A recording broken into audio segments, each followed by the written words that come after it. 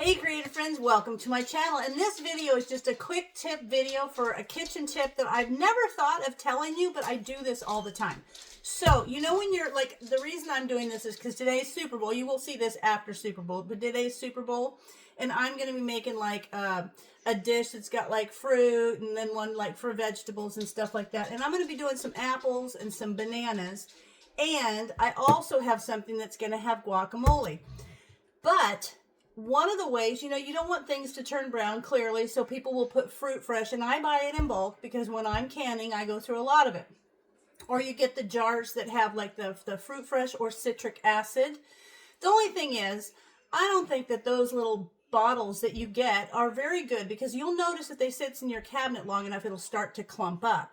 So you want to make sure that you transfer that into a good airtight container. Now, here's the tip. So I want to show you, I opened this guacamole for Brian and I to have something for last night before, and this is actually for Super Bowl. But looky, I want to show you the top of this guacamole that clearly has been opened. Look at the top. It hasn't oxidized and turned brown at all. I've done this with bananas and of course apples.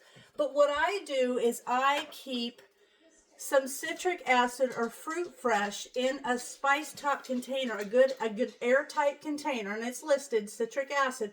So it's right on my counter, right easy to get. I don't have to go get the bottle. I don't have to scoop it out of anything. It's just ready to shake. So like last night when I was finished dipping up this guacamole, all I did was just keep this folded back. I folded it back all the way.